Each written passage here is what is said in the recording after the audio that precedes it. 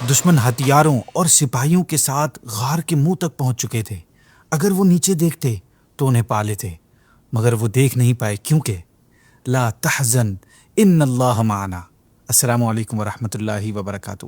ناظرین، مدینہ منورہ جب اسلام اور مسلمانوں کے لیے پناہ حاصل کرنے کی جگہ بن گیا تو اللہ پاک کے پیارے اور آخری نبی صلی اللہ علیہ وسلم نے صحابہ کرام علیہم الرضوان کو اجازت دے دی کہ وہ مکہ مکرمہ سے ہجرت کر کے مدینہ منورہ چلے جائیں۔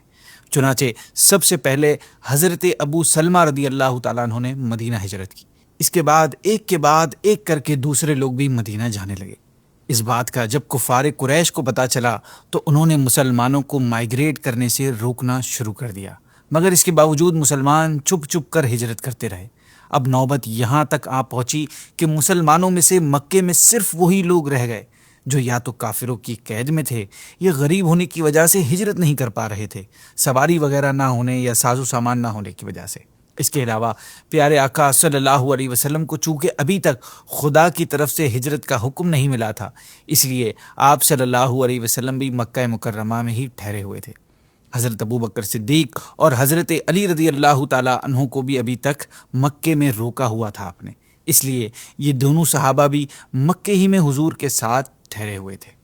ایٹ دی اینڈ جب کفار مکہ نے یہ دیکھ لیا کہ آپ صلی اللہ علیہ وسلم اور مسلمانوں کے سپورٹرز اور مددگار مکے سے باہر مدینے میں بھی ہو گئے ہیں اور ہجرت کرنے والے مسلمانوں کو مدینے والے اپنی پناہ میں لے رہے ہیں، تو کفار مکہ کو یہ ٹینشن ہو گئی، یہ خطرہ محسوس ہونے لگا کہ کہیں ایسا نہ ہو کہ محمد بھی مدینے چلے جائیں صلی اللہ علیہ وسلم، اور پھر آپ صلی اللہ علیہ وسلم وہاں سے اپنے سپورٹرز کی فوج لے کر مکے پر حملہ کر دیں، چڑھائی کر دیں۔ چنانچہ اس خطرے کا دروازہ بند کرنے کے لیے کفار مکہ نے اپنے اسمبلی ہاؤس یعنی دار الندوہ میں ایک بہت بڑی میٹنگ رکھی۔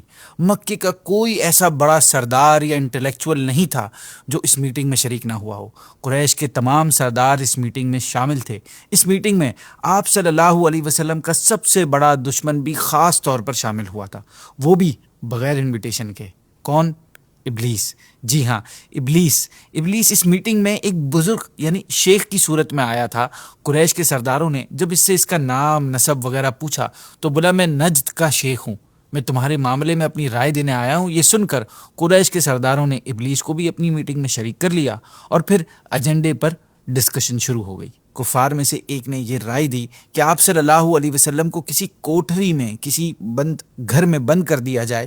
اس پر شیطان نے کہا، یہ رائے اچھی نہیں ہے، خدا کی قسم اگر تم لوگوں نے ان کو کسی مکان میں قید کر دیا تو یقیناً ان کے جانثار صحابہ کو اس بات کا پتہ چل جائے گا اور وہ پھر اپنی جان پر کھیل کر ان کو قید سے چھڑا لیں گے۔ ایک نے یہ مشورہ دیا کہ آپ صلی اللہ علیہ وسلم کو مکے سے نکال دیا جائے تاکہ آپ کسی دوسرے شہر میں جا کر رہیں۔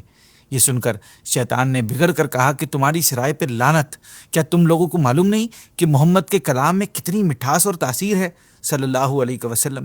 خدا کی قسم اگر تم لوگ ان کو ان کے شہر سے نکال کر چھوڑ دو گے تو یہ پورے ملک عرب میں لوگوں کو قرآن سنا کر تمام قبیلوں کو اپنا غلام بنا لیں گے اور پھر اپنے ساتھ ایک بڑے لشکر کو لے کر تم پر ایسا حملہ کریں گے کہ تم ان کے مقابلے سے عاجز و لاچار ہو جاؤ گے، اور پھر ان کے غلام بننے کے سوا تمہارے پاس کوئی راستہ نہیں رہے گا، اس لیے ان کو جلا وطن کرنے کی تو بات ہی مت کرو۔ اس کے بعد ناظرین ابو جہل بولا کہ ساتھیوں، میرے ذہن میں ایک رائے آئی ہے جو اب تک کسی نے نہیں سوچی۔ یہ سن کر سب کے کان کھڑے ہو گئے اور سب بڑے غور سے بات سننے لگے۔ ابو جہل نے کہا کہ میری رائے یہ ہے کہ ہر قبیلے کا ایک مشہور بہادر تلوار لے کر اٹھ کھڑا ہو اور سب ایک ساتھ حملہ کر کے حضور صلی اللہ علیہ وسلم کو قتل کر دیں۔ اس پلاننگ سے خون کرنے کا جرم تمام قبیلوں کے سر پر آئے گا۔ اب ظاہر ہے خاندان بنو ہاشم اس خون کا بدلہ لینے کے لیے تمام قبیلوں سے تو لڑنے کی طاقت نہیں رکھتے، اس لیے یقیناً وہ خون بہا لینے پر راضی ہو جائیں گے اور اس طرح ہم مل جل کر آسانی کے ساتھ خون بہا کی رقم ادا کر کے اس معاملے سے جان چھڑا لیں گے۔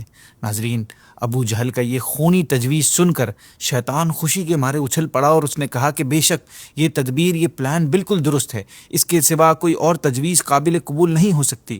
چنانچہ میٹنگ کے تمام ممبرز نے اتفاق کے رائے سے اس تجویز کو پاس کر دیا اور اس پر میٹنگ اینڈ ہو گئی۔ یہاں پہ یہ کفار کی میٹنگ ختم کر کے اپنے اپنے گھروں کو روانہ ہی ہوئے تھے کہ وہاں آسمان سے جبریل امین علیہ السلام اللہ پاک کے حکم کے ساتھ نازل ہوئے کہ اے محبوب، آج رات آپ کو اپنے بستر پہ نہیں سونا اور ہجرت کر کے مدینے تشریف لے جانا ہے۔ چنانچہ عین دوپہر کے وقت آپ صلی اللہ علیہ وسلم حضرت ابو بکر صدیق رضی اللہ تعالیٰ عنہ کے گھر تشریف لے گئے اور فرمایا، اے ابو بکر، اللہ پاک نے مجھے ہجرت کی اجازت عطا فرما دی ہے۔ حضرت ابو بکر صدیق رضی اللہ تعالیٰ عنہ نے عرض کی کہ یا رسول اللہ صلی اللہ علیہ وسلم، میرے ماں باپ آپ پر قربان، مجھے بھی اپنے ساتھ چلنے کی اجازت دیجیے۔ پیارے آقا نے آپ کی یہ درخواست منظور فرما لی۔ ناظرین، حضرت ابو بکر صدیق رضی اللہ تعالیٰ عنہ نے 4 مہینے سے 2 اونٹنیاں تیار کر رکھی تھی کہ ہجرت کے وقت یہ سواری کام آئے گی۔ پلاننگ دیکھیے۔ چنانچہ آپ رضی اللہ تعالیٰ عنہ نے پیارے آقا صلی اللہ علیہ وسلم سے عرض کی کہ یا رسول اللہ، ان میں سے ایک اونٹنی آپ قبول فرما لیں۔ آپ صلی اللہ علیہ وسلم نے ارشاد فرمایا کہ قبول ہے، مگر میں اس کی قیمت دوں گا۔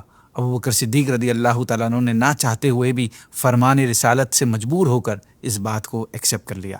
اس کے بعد پیارے آقا صلی اللہ علیہ وسلم نے ایک کافر جو راستوں کا بڑا ماہر تھا، عبداللہ بن اریقت، اس کو راستہ بتانے کے لیے اجرت پر نوکر رکھا اور ان دونوں اونٹنیوں کو اس کے حوالے کر کے فرمایا کہ 3 راتوں بعد وہ ان دونوں اونٹنیوں کو لے کر غار ثور کے پاس آ جائے۔ ناظرین، یہ سارا انتظام کر لینے کے بعد آپ صلی اللہ علیہ وسلم اپنے مکان پر تشریف لے آئے۔ جب رات ہوئی تو کفار مکہ نے اپنے پلان کے مطابق آپ صلی اللہ علیہ وسلم کے گھر کو گھیر لیا اور اب انتظار کرنے لگے کہ آپ صلی اللہ علیہ وسلم سو جائیں تو آپ پر قاتلانہ حملہ کیا جائے۔ ناظرین، اس وقت پیارے آقا صلی اللہ علیہ وسلم کے گھر میں پیارے آقا کے ساتھ صرف مولا علی رضی اللہ تعالیٰ عنہ تھے۔ کفار مکہ اگرچہ آپ صلی اللہ علیہ وسلم کے بدترین دشمن تھے، مگر اس کے باوجود انہیں آپ صلی اللہ علیہ وسلم کی امانت اور دیانت پر اتنا زیادہ بھروسہ تھا کہ وہ اپنے قیمتی مال و سامان کو آپ صلی اللہ علیہ وسلم کے پاس امانت رکھتے تھے۔ چنانچہ اس وقت بھی بہت سی امانتیں آپ صلی اللہ علیہ وسلم کے گھر میں موجود تھیں۔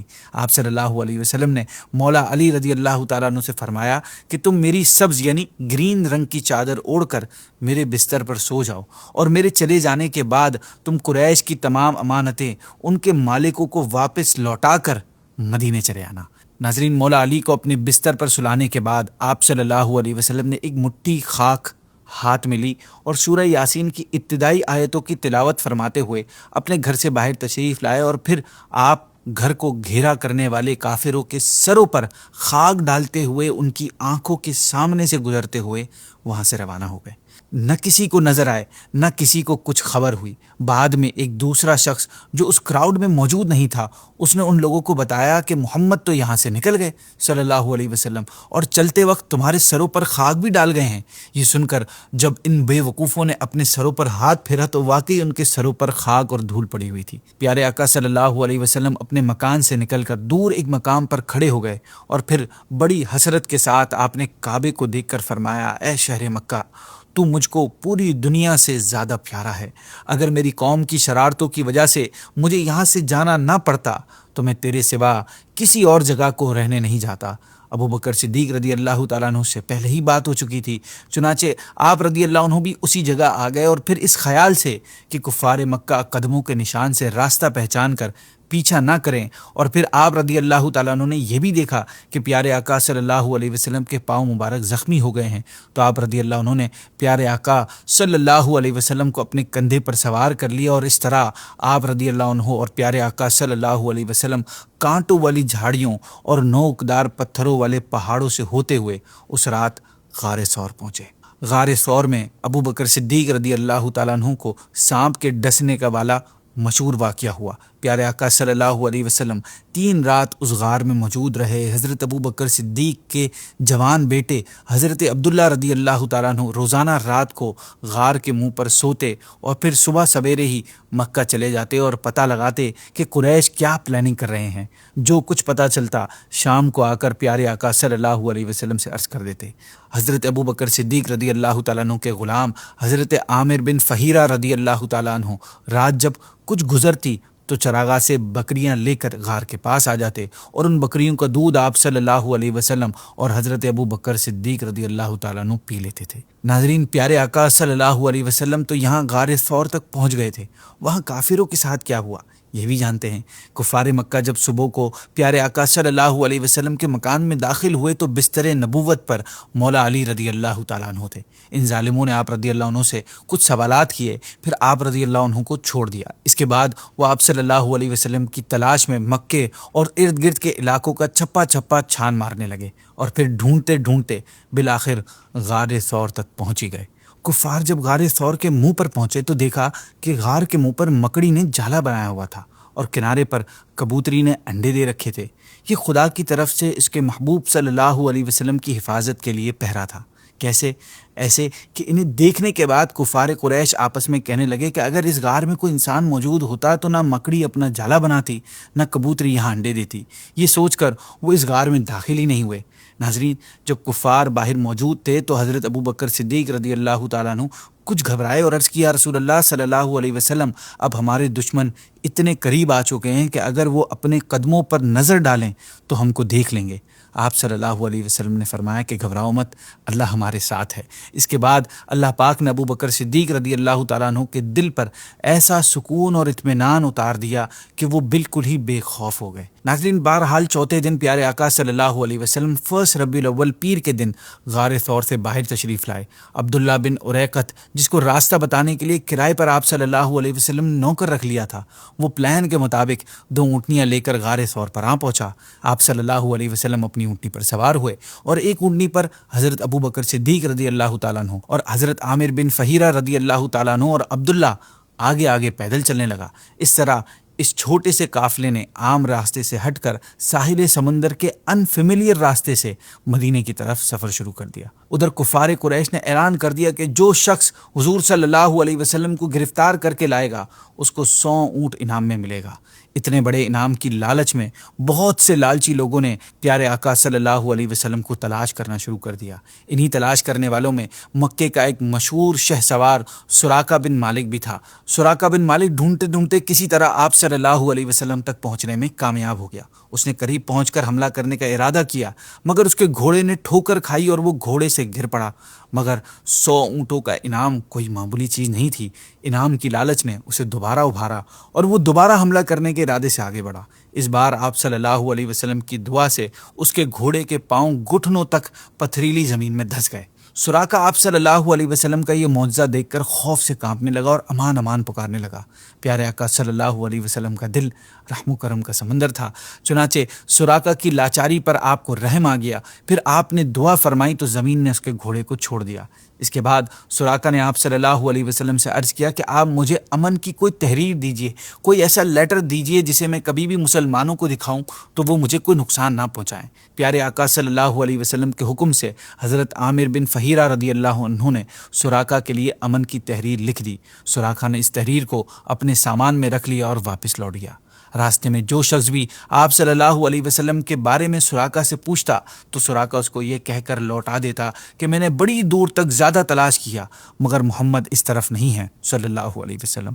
ناظرین، واپس لوٹتے ہوئے سراقہ نے کچھ سامان سفر بھی آپ صلی اللہ علیہ وسلم کی خدمت میں بطور نذرانہ پیش کیا، مگر آپ صلی اللہ علیہ وسلم نے قبول نہیں فرمایا۔ سراقہ اس وقت تو مسلمان نہیں ہوئے مگر آپ صلی اللہ علیہ وسلم کی عظمت اور اسلام کی سچائی ان کے دل میں بیٹھ گئی تھی۔ چنانچہ جب پیارے آقا صلی اللہ علیہ وسلم نے فتح مکہ اور جنگ طائف و حنین سے فارغ ہو کر جعرانہ میں پڑاؤ کیا تو سراقہ اسی امن کی تحریر کو لے کر بارگاہ نبوت میں حاضر ہوئے تھے اور پھر اپنے قبیلے کی بہت بڑی جماعت کے ساتھ آپ نے اسلام قبول کر لیا تھا۔ خیر ناظرین، پیارے آقا صلی اللہ علیہ وسلم جب مدینے کے قریب پہنچ گئے تو بریدہ اسلمی قبیلہ بنی سہم کے 70 سواروں کو ساتھ لے کر اس لالچ میں آپ صلی اللہ علیہ وسلم کی گرفتاری کے لیے آئے کہ قریش سے 100 اونٹ انعام میں مل جائے گا۔ مگر جب آپ پیارے آقا صلی اللہ علیہ وسلم کے سامنے آئے اور پوچھا کہ آپ کون ہیں تو آپ صلی اللہ علیہ وسلم نے فرمایا کہ محمد بن عبداللہ ہوں اور خدا کا رسول ہوں صلی اللہ علیہ وسلم۔ ناظرین، پیارے آقا کے جمال و جلال کا آپ پر ایسا اثر پڑا کہ آپ رضی اللہ عنہ فوراً ہی کلمہ پڑھ کر مسلمان ہو گئے، اور پھر آپ نے پیارے آقا صلی اللہ علیہ وسلم سے یہ ریکویسٹ کی کہ یا رسول اللہ صلی اللہ علیہ وسلم، میری تمنا ہے کہ مدینے میں آپ کا داخلہ ایک جھنڈے کے ساتھ ہونا چاہیے۔ یہ کہنے کے بعد اپنا امامہ سر سے اتار کر اپنے نیزے پر باندھ لیا اور پھر پیارے آقا صلی اللہ علیہ وسلم کے علم بردار بن کر مدینے تک آگے آگے چلتے رہے۔ آپ رضی اللہ عنہ نے پیارے آقا سے عرض کی، یا رسول اللہ صلی اللہ علیہ وسلم، آپ مدینے میں کہاں اتریں گے؟ پیارے آقا نے فرمایا کہ میری اونٹنی کو خدا کی طرف سے حکم ملا ہوا ہے، یہ جہاں بیٹھ جائے گی وہی میرے ٹھہرنے کی جگہ ہوگی۔ ناظرین، پیارے آقا صلی اللہ علیہ وسلم کے مدینے کی خبر چونکہ مدینے میں پہلے سے پہنچ چکی تھی اور عورتوں بچوں تک کی زبانوں پر آپ صلی اللہ علیہ وسلم کی تشریف آوری کا چرچا تھا، اس لیے مدینے والے بڑے شوق سے آپ صلی اللہ علیہ وسلم کے دیدار کے لیے بے قرار تھے۔ وہ روزانہ صبح نکل کر شہر کے باہر انتظار کرتے کہ آپ صلی اللہ علیہ وسلم آئیں تو آپ کا ویلکم کریں۔ پھر جب حضور نظر نہیں آتے اور تیز دھوپ ہو جاتی تو یہ حسرت و افسوس کے بعد اپنے گھر واپس لوٹ جاتے۔